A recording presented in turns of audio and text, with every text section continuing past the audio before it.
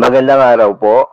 Narito na po ang magiging lagay ng panahon ngayong araw ng Sabado, March 30, 2024.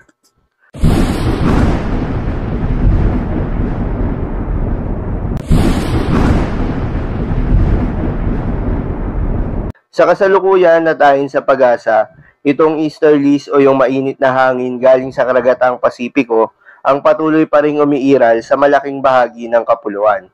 Kaya naman posible pa ring makaranas ng mga pulupulong panandaliang buhos ng mga pag-ulan sa buong bahagi ng ating bansa. Magandang balita naman dahil ayon sa pag-asa ay wala namang binabantayan na low pressure area o bagyo sa loob at labas ng ating Philippine Area of Responsibility na maaaring makaapekto sa ating bansa. At ayon rin sa pag-asa ay wala ring nakikita na anumang weather disturbance na papasok ng ating Philippine Area of Responsibility hanggang sa matapos ang Semana Santa.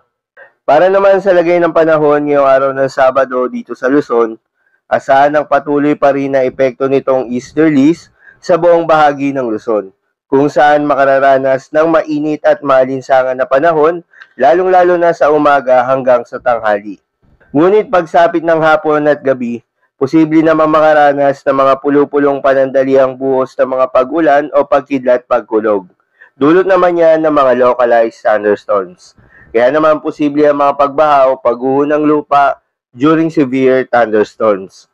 Para naman sa Visayas at Mindanao kasama ng Palawan, wala namang inaasahan na malawakang mga pag-ulan, kaya magpapatuloy ang maaliwalas na panahon.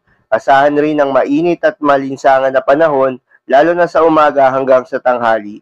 Dulot pa rin yan ng easterlies.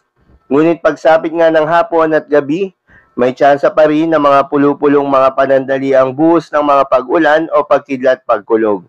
Dulot naman yan ng mga localized thunderstorms. Posible rin ng mga pagbaha o pagguho ng lupa during severe thunderstorms. Para naman sa lagay ng mga dagat baybayin, ayon sa pag-asa ay wala namang nakataas na gale warning sa anumang seaboards ng ating bansa. Kaya naman malayong makakapamalaot yung mga kababayan nating mangingisda at yung may mga maliliit na sasakyang pandagat. At generally, magiging banayad hanggang sa katamtaman lamang ang mga pag-alon. So yun lamang po para sa lagay ng panahon ngayong araw ng Sabado.